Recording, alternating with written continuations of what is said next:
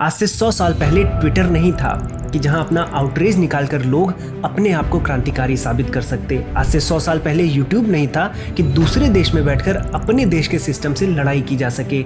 आज से 100 साल पहले आपको क्रांतिकारी बनने के लिए, आपको सिस्टम से लड़ने के लिए इंटरनेट नहीं, हिम्मत चाहिए होती थी, और वो भी ऐसे सिस्टम के खिलाफ लड़ना जो आपको किसी गली के कुत्ते से नीचा समझता हो, जो आपके एक भी विरोधी शब्द, एक भी विरोधी कदम पर आपको मौत के घाट उतार सकता हो। ऐसे दौर में एक व्यक्ति अपना सिर उठाता है और बिना किसी तलवार के, बिना भीड़ जुटाए, केवल सच्चाई से, अपने कन्विक्शन से और अपने रेजिग्नेशन लेटर के दम पर ब्रिटिश एम्पायर की जड़ें हिला देता है। और इस व्यक्ति का नाम था जस्टिस चेत्तूर शंकरन नायर। और आज केसरी चैप्टर 2 मूवी उनकी कहानी को बड़े पर्दे पर लाने जा रही है। और साथ ही जब आपने ट्रेलर देखा होगा तो आपके मन में एक ना एक बार ये जरूर आया होगा कि अक्षय कुमार किसका किरदार निभा रहे हैं। ये जो पूरी कहानी है, ये जो ट्रायल सीन दिख रहा है, इसका हमारे स्वतंत्रता संग्राम से क्या लेना देना, और जो कटघरे में अंग्रेज ऑफिसर दिख रहा है वो कौन है। तो साथियों, आप सभी का हाइपर क्वेस्ट के एपिसोड नंबर 144 में स्वागत है। आज के एपिसोड में हम उस इतिहास के बारे में जानेंगे जिसे आपको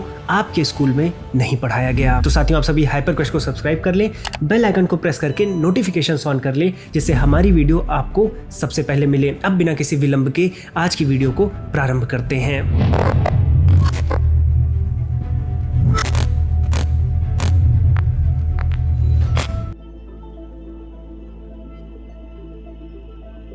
साथियों, 1857 वो पहला साल था जब भारत मेरठ में अंग्रेजों के खिलाफ जंग में उतरता है। और जहां एक तरफ मेरठ में स्वतंत्रता संग्राम का बिगुल बजता है, वहीं उसी साल केरल के एक छोटे से गांव पलक्कड़ में एक बच्चा किलकारी मारता है। जन्म होता है चेत्तूर शंकरन नायर जी का। और साथियों, इससे पहले हम जलियांवाला बाग हत्याकांड की तरफ बढ़ें, हमें थोड़ा नायर जी की कहानी को भी समझना चाहिए, जिनका किरदार अक्षय कुमार केसरी चैप्टर 2 मूवी में निभा रहे हैं। साथियों, चेत्तूर शंकरन नायर जी ने मद्रास लॉ कॉलेज से लॉ में डिग्री की थी, और इस डिग्री के बाद देश के जो सबसे टॉप वकील थे उनमें वो गिने जाने लगे थे। उनकी जो क्रिस्टल क्लियर सोच थी, स्ट्रॉन्ग लॉजिक था और निडर स्वभाव था, इन क्वालिटीज ने उनको वो मुकाम दिलाया था जो कई भारतीय नहीं पा पाए थे। ये मुकाम वो पद था जहां पर बैठकर वो अंग्रेजों की नीतियों को उन्हीं की भाषा में चुनौती देते थे। नायर जी फ्री स्पीच और ट्रांसपेरेंसी के बहुत बड़े प्रेमी थे और कभी भी ट्रुथ से कॉम्प्रोमाइज नहीं करते थे, चाहे उसके लिए अपनों से ही क्यों ना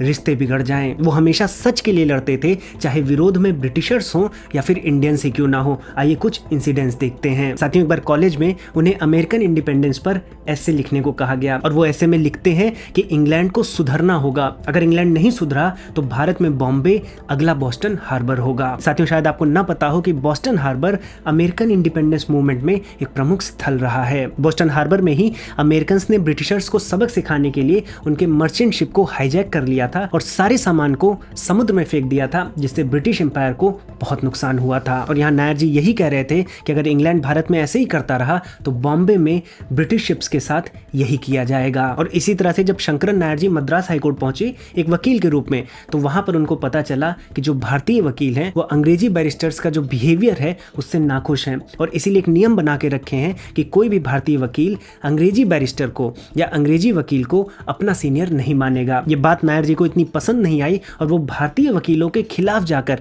अपनी बात रखते हैं कि हर एक को अपना सीनियर चुनने की आजादी होनी चाहिए। ऐसा करने से भारतीय वकीलों ने उन्हें बाइकआउट तक कर दिया था, लेकिन वो अपनी बात से हिले तक नहीं। वो एक स्ट्रॉन्ग शूटर, निष्पक्ष सत्यवादी थे। और इसी के साथ साथ शंकरन नायर जी रिलीजियस हिंदू थे, लेकिन एक्सट्रीमिस्ट ना होकर एक रिफॉर्मिस्ट थे। उनका सबसे बड़ा जो जजमेंट आया वो 1914 में आया, जब उन्होंने ये जजमेंट दिया कि हिंदू कन्वर्ट्स को कोई भी अछूत नहीं मानेगा। ये उस समय बहुत ही प्रोग्रेसिव जजमेंट था, क्योंकि उस समय हिंदू समाज में ये मान्यता ही नहीं थी कि कोई भी वापस हिंदू धर्म में कन्वर्ट हो सकता है। आज हम देखते हैं कि घर वापसी की बात होती है। आप सोचिए कि नायर जी उसी समय कितने दूरदर्शी थे। अब साथियों, आइए जलियांवाला बाग हत्याकांड के कारणों को समझते हैं और ये भी जानने का प्रयास करते हैं कि इस पूरे प्रकरण में शंकरन नायर जी का क्या रोल रहा है।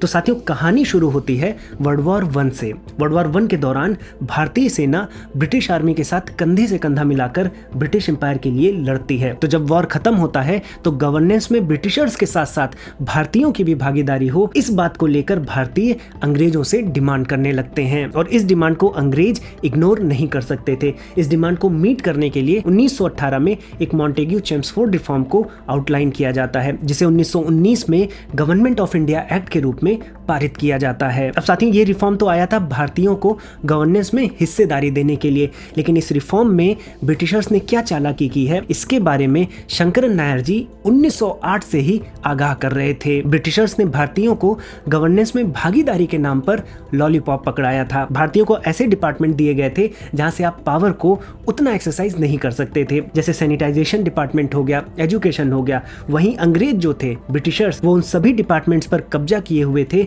जहां से असली पावर एक्सरसाइज होती थी। और जब ये बात भारतीयों को समझ में आई तो भारतीय रोड पर आकर विरोध प्रदर्शन करने लगे और इस विरोध प्रदर्शन को दबाने के लिए अंग्रेजों ने एक और एक्ट को पारित किया, रॉलेट एक्ट को। और इस रॉलेट एक्ट ने ब्रिटिशर्स को इतनी आजादी दे दी कि वो कभी भी किसी को भी बिना वारंट, बिना ट्रायल के अरेस्ट कर सकते थे। ये एक्ट पारित तो हुआ था विरोध प्रदर्शन को दबाने के लिए, लेकिन इस एक्ट के पारित होने के बाद भारतीयों का विरोध प्रदर्शन एक जंगली आग की तरह फैलने लगा था। और यहाँ पर एंट्री होती है महात्मा गांधी जी की, जिन्होंने इस विरोध प्रदर्शन की स्ट्रैटेजी बनाई। उन्होंने कहा कि भारतीय हिंसा का सहारा लेकर इस विरोध प्रदर्शन को नहीं कर सकते हैं, हमें इस विरोध प्रदर्शन को अहिंसक होकर एक पैसिव रेजिस्टेंस की तरह करना चाहिए। भारतीयों को हड़ताल कर देनी चाहिए, हर एक काम बंद कर देना चाहिए, जिससे अंग्रेजों की कमर टूट जाएगी। और यहाँ पर गांधी जी ने पहली हड़ताल का दिन 30 मार्च 1919 को सुनिश्चित किया था। यहाँ पर याद रखिएगा कि इसी दिन के 14 दिन बाद अमृतसर में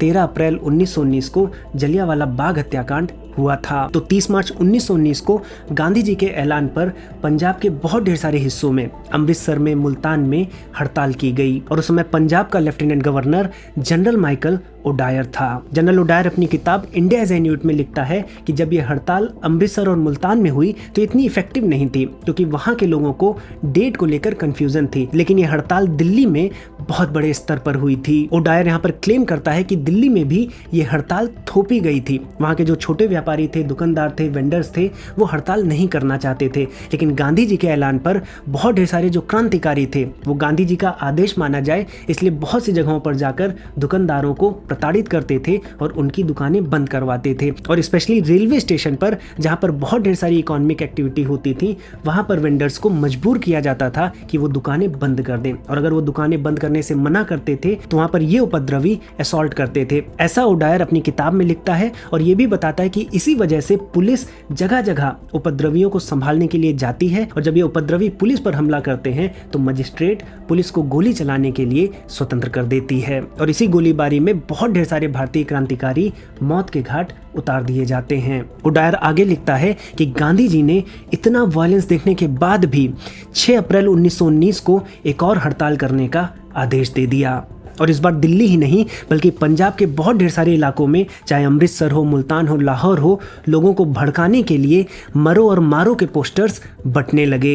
ओडायर यहाँ पर लिखता है कि अगर दिल्ली में ही कड़े कदम उठा लिए गए होते तो गांधी का ये भड़काऊ अभियान पंजाब न पहुंचता। और जिस प्रकार की हिंसा 30 मार्च 1919 को दिल्ली में हुई थी, उसको देखते हुए मैं 6 अप्रैल के लिए रेडी था। मैंने पंजाब में न्यूज़पेपर्स, मीडिया प्लेटफॉर्म्स और पब्लिक मीटिंग्स को बैन करवा दिया था। लेकिन जब 6 अप्रैल आई तो पूरे पंजाब में मेरे आदेशों की धज्जियां उड़ा दी गईं। अमृतसर के साथ साथ लाहौर में भी हड़ताल हुई और लाहौर में आर्य समाज के स्टूडेंट्स ने पूरे शहर में काले झंडे लेकर रैलियां की। हिंसा का डर इतना बढ़ गया था कि मैंने मशीन गन से लैस्ड ब्रिटिश और इंडियन ट्रूप्स को रेडी करके रखा था, जिससे कि ये उपद्रवी यूरोपियन क्वार्टर्स में ना घुस पाए। ओडायर आगे लिखता है कि ऐसे नाजुक हालातों में गांधी दिल्ली और पंजाब आ रहे थे, इसलिए मैंने आदेश किया कि गांधी को दिल्ली न घुसने दिया जाए, और अगर गांधी इस बात को न माने तो उनको उठाकर मुंबई फेंक दिया जाए। और हुआ भी ऐसा, जब गांधी दिल्ली पहुंचे तो उन्हें अगली ट्रेन से वापस मुंबई भेज दिया गया। और इस घटना के बाद प्रदर्शनकारियों का गुस्सा ऐसा फूटा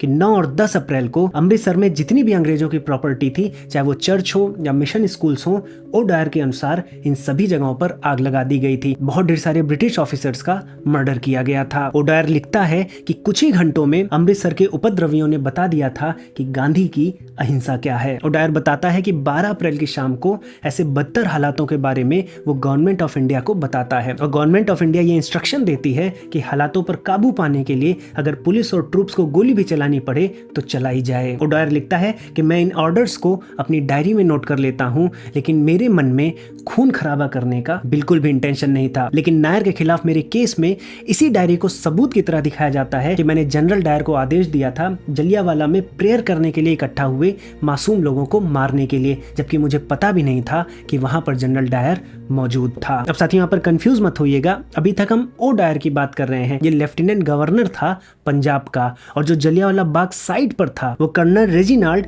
एडवर्ड हैरी डायर था। ये कर्नल डायर 11 अप्रैल को जालंधर से 1000 की सेना के साथ अमृतसर आया था। साथियों जलियांवाला में जो घटना हुई वो 13 अप्रैल को शाम को 4:30 बजे से 5 बजे के बीच हुई और ओ डायर लिखता है कि उसको इस घटना के बारे में बिल्कुल भी नहीं पता था, लेकिन चूंकि कंडीशंस बुरी थी कि वो गवर्नमेंट ऑफ इंडिया से मार्शल लॉ को पास करवाना चाहता था और इसी के लिए उसने फैक्स भी किया था। और वो आगे लिखता है कि इस प्रपोजल को गवर्नमेंट में बैठे शंकरन नायर जी ने पास भी कर दिया था। लेकिन वो यहाँ पर यह भी लिखता है कि जो वायरलेस उसने भेजा था कम्युनिकेशन कट हो जाने के कारण 14 अप्रैल को गवर्नमेंट ऑफ इंडिया तक पहुंचता है, जिसकी मंजूरी होते होते 15 अप्रैल हो जाते हैं। अब साथियों मार्शल लॉ क्या है? मार्शल लॉ का मतलब है कि सिचुएशन अब पुलिस नहीं आर्मी संभालेगी। अब साथियों ओडायर आगे लिखता है कि जो कांड हुआ जलियांवाला में उसकी खबर उसको 14 अप्रैल के सुबह 3 बजे मिलती है, जिसके बारे में वो गवर्नमेंट ऑफ इंडिया को तुरंत बताता है, लेकिन चूंकि कोई भी रिपोर्ट अवेलेबल नहीं थी इसलिए वो अपना कोई भी व्यू नहीं रखता है। बाद में ओडायर उस रिपोर्ट को इस बुक में अटैच भी किया है जो रिपोर्ट कर्नल डायर ने सबमिट की। अब कर्नल डायर ने इस रिपोर्ट में क्या लिखा है आइए देखते हैं। कर्नल डायर कह रहा है कि अमृतसर में पब्लिक मीटिंग्स पर बैन था और ये भी आदेश था कि अगर पब्लिक मीटिंग जबरदस्ती हो रही हो तो आप ओपन फायर कर सकते हैं। कर्नल डायर आगे लिखता है कि वो शाम को अमृतसर से वापस लौट रहा था, लेकिन उसको एक मैसेज आता है कि 4:30 बजे के लगभग जलियांवाला बाग में बहुत ढेर सारे लोग इकट्ठा होने वाले हैं और 4 बजे के पास उसको एक और मैसेज आता है कि लोग इकट्ठा होना शुरू हो गए हैं। इस वजह से वो अपनी टुकड़ी के साथ जलियांवाला बाग जाता है और जब वहां वो पहुंचता है तो देखता है कि वो कुछ लोग नहीं थे बल्कि 5000 से भी ज्यादा लोग वहां पर इकट्ठा थे। कर्नल डायर यहाँ कहता है कि यदि उन 5000 उपद्रवियों को मेरी और मेरी टुकड़ी के बारे में पता चल जाता तो मुझे मार डालते, इसलिए मैंने टैक्टिक लगाई और मैंने उन पर ओपन फायर कर दिया जिससे वो डिस्पर्स हो जाएं और इस ओपन फायर में लगभग 200 से 300 लोग मारे गए। इसके बाद मैं शाम को 6 बजे हेडक्वार्टर्स वापस आ गया और 6 बजे के बाद मैं 10 बजे फिर से शहर में निकला ये देखने के लिए कि जो मेरा आदेश है कि 8 बजे के बाद आपको शहर में नहीं घूमना है इसका पालन हो रहा है या नहीं हो रहा है। और मैं आपको बता सकता हूं कि पूरा शहर सन्नाटे में था, एक भी आदमी रोड पर नहीं था। ओडायर की बुक में आगे बढ़ेंगे तो ओडायर कर्नल डायर के इस एक्शन को सपोर्ट भी करता है। वो मानता है कि कर्नल डायर का ये जो एक्शन था इसी एक्शन की बदौलत न केवल अमृतसर और पंजाब बल्कि पूरे भारत में उपद्रवियों का उपद्रव शांत किया जा सका। ओडायर ने कर्नल डायर को एक मैसेज भी भिजवाया था कि your action correct and lieutenant governor approves. अब साथियों जब इस घटना के बारे में नायर जी को पता चला तो सह नहीं पाए और यहीं से शुरू होती है चेट्टूर शंकरन नायर जी की असली कहानी। साथियों प्रेस को बैन करने के बाद भी ब्रिटिशर्स के इस मृत्युकांड की न्यूज को फैलने से कोई नहीं रोक पाया और जस्टिस शंकरन नायर जी ने तो वायसरायज एग्जीक्यूटिव काउंसिल से इस्तीफा दे दिया। उन्होंने साफ कहा कि मैं ऐसे शासन का हिस्सा नहीं रह सकता हूं जो मासूमों की हत्या करे और फिर उसे सही ठहरा दे। साथियों जलियांवाला बाग में हादसे के दिन एग्जैक्टली क्या क्या हुआ इसको जानने के लिए एक हंटर कमीशन बनाया गया। इस हंटर कमीशन की जब रिपोर्ट आई तो कर्नल डायर को दोषी तो माना गया लेकिन कोई एक्शन नहीं लिया गया, जबकि इस रिपोर्ट में ये भी क्लियर किया गया कि जलियांवाला बाग में जितने भी लोग थे वो कोई प्रोटेस्टर्स नहीं थे, वो कोई प्रदर्शनकारी नहीं थे, वो केवल बैसाखी मनाने के लिए वहां पर एकत्रित हुए थे। और इसके साथ साथ ये भी क्लियर किया गया था कि जिस मार्शल लॉ की बात ओडायर कर रहे हैं उसकी न्यूज अच्छे से सर्कुलेट नहीं की गई थी। तो कर्नल डायर पर कोई भी एक्शन नहीं लिया गया, बस उसे उसकी पोस्ट से हटा दिया गया और लंदन वापस बुला लिया गया। यही चीज ओडायर के भी साथ हुई, उस पर भी कोई एक्शन नहीं हुआ बल्कि बैक इन इंग्लैंड उसको एक हीरो की तरह पूजा जाने लगा। ऐसे में शंकरन नायर जी लंदन में ही रहकर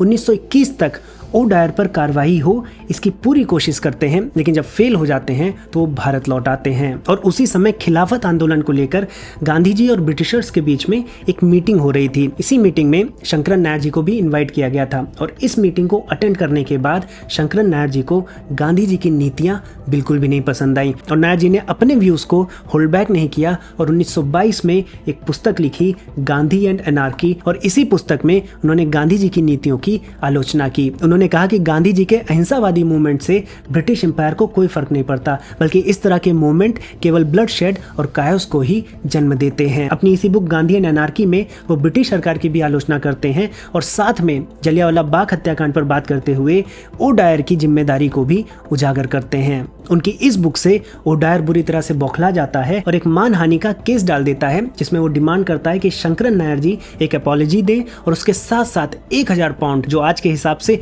80 लाख रुपए हैं, जुर्माना दें। साथियों, इस केस को नायर जी आगे लड़ते हैं। आइए देखते हैं कि इस केस की ट्रायल में क्या हुआ। तो साथियों, 30 अप्रैल 1924 को इस केस की पहली सुनवाई होती है और इस केस के जज रहते हैं जस्टिस हेनरी मैकार्डी, जो कि एक हाईली बायस्ड जज थे। इस केस की जब शुरुआत हुई तो शुरुआत ओ डायर के वकील ने की और उसने मुकदमा शुरू करते ही 2 घंटे तक ओ डायर की खूब प्रशंसा की और न केवल ओ डायर की बल्कि कर्नल डायर की भी की। उसने बताया कि जो भी 13 अप्रैल को हुआ 1919 में वो ब्रिटिश एम्पायर की सुरक्षा के लिए हुआ। वहां पर जो लोग थे वो मर्डर के इंटेंशन से इकट्ठा हुए थे। ओ डायर के वकील के इस 2 घंटे के गुणगान के बाद शंकरन नायर जी के वकील उठते हैं, सर वॉल्टर श्वाबे, जो नायर जी का पक्ष रखते हैं। वो नायर जी के पूर्व मित्र भी थे और मद्रास हाईकोर्ट के पूर्व जज भी थे। वो बताते हैं कि नायर जी ने जो अपनी बुक में लिखा है सब फैक्चुअल बातें हैं, इसलिए इस पर कोई भी मानहानि का केस नहीं बनता है। और ऐसे में सर वॉल्टर श्वाबे को, जो कि नायर जी के वकील थे, उनको आगे नहीं बोलने दिया जाता है और यहाँ जज खुद, जो कि जस्टिस हेनरी मैकार्डी थे, वो पक्ष लेते हैं ओ डायर का और अपनी तरफ से एक स्टेटमेंट रखते हैं जिसमें कहते हैं कि a person may be forced to take action that may appear to be repellent later when the safety of the Indian empire and the wider empire was concerned in order to protect British interest. साथियों, यहाँ ध्यान रखिएगा, ये statement उन 2 लोगों के लिए कहा जा रहा है जिनकी वजह से 500 से भी ज्यादा लोग निहत्थे मारे गए। और आयरनी ये है कि ये स्टेटमेंट एक जज दे रहा है। साथियों, ये केस आगे 15 दिन तक चला और 6 दिन तक नायर जी के वकील ने जनरल ओ डायर से क्वेश्चनिंग की, लेकिन उसने अपने और कर्नल डायर के बीच किसी भी तरह के कम्युनिकेशन से इनकार कर दिया। और यहीं पर शंकरन नायर जी ने जो ओ डायर की इविल स्ट्रेटेजी थी, जिसके द्वारा वो पंजाबी लोगों को आर्मी में भर्ती करता था वर्ल्ड वॉर 1 की लड़ाई लड़ने के लिए, उसको भी एक्सपोज किया। उन्होंने बताया कि ओ डायर के पास 2 तरह की डायरी होती थी, एक को वो व्हाइट डायरी कहता था और एक को ब्लैक डायरी। वो लोग जो खुद से आर्मी में भर्ती हो जाते थे उनको तो वो रिवॉर्ड करता था और जो लोग नहीं भर्ती होते थे उनके घरों में पुलिस कर्मियों को भेजकर उनके पगड़ियों को, उनके कपड़ों को उतरवाता था, उनके सिरों पर जूते बांधकर उनको मानसिक प्रताड़ना देता था और इतना ही नहीं, उनके प्राइवेट पार्ट्स पर लाठियों से हमला करवाता था और इसके बाद उनको नंगे ही कांटों पर बैठवाता था। और किसी किसी केस में तो मर्दों के प्राइवेट पार्ट्स में धागे बांधे जाते थे और महिलाओं को उन धागों को खींचने के लिए मजबूर किया जाता था। इन रेवलेशंस ने कोर्ट में सनसनी मचा दी थी। ये केस तो जलियांवाला बाग हत्याकांड पर चल रहा था, लेकिन इसी केस में शंकरन नायर जी ने बहुत सी ऐसी बातें उजागर की जिससे पता चला कि बाद में पंजाबियों पर कितना अत्याचार हुआ कि उनको रोड पर रगड़ रगड़ कर चलने के लिए मजबूर किया जाता था। और इसी वजह से ये ट्रायल 5.5 हफ्तों तक चला, जो उस समय सबसे लंबे ट्रायल्स में एक था। लेकिन इतने लंबे ट्रायल, दलीलें और सबूतों के बाद भी जज ने ओ डायर के पक्ष में निर्णय किया। ज्यूरी के 12 में से 11 सदस्यों ने शंकरन नायर जी को दोषी ठहराया और चूंकि ये सर्वसम्मति नहीं थे, एक व्यक्ति उनके पक्ष में था, इसलिए उनको ये भी मौका दिया गया कि वो हायर अपील कर सकते हैं। लेकिन इस मौके को, इस अवसर को शंकरन नायर जी ने ठुकरा दिया। उन्होंने स्पष्ट कहा कि इससे कोई फायदा नहीं होगा, 12 नए अंग्रेज भी वही फैसला देंगे जो आज फैसला हुआ है। शंकरन नायर जी को फिर 2 ऑप्शन दिए गए, या तो वो माफी मांग ले या 1000 पाउंड का जुर्माना भरें। शंकरन नायर जी ने 1000 पाउंड का जुर्माना भर दिया, लेकिन उन्होंने माफी कभी नहीं मांगी। तो साथियों, ब्रिटिश कोर्ट तो ओ डायर को उसके गुनाहों की सजा नहीं दे पाया, लेकिन ये जो जलियांवाला बाग हत्याकांड हुआ, यही उसकी मौत का कारण बना। 1940 में लंदन के कैक्सटन हॉल में जब ओ डायर भाषण दे रहा था तो सरदार उधम सिंह जी ने उसके सीने में गोली उतार दी और जलियांवाला बाग हत्याकांड का बदला ले लिया।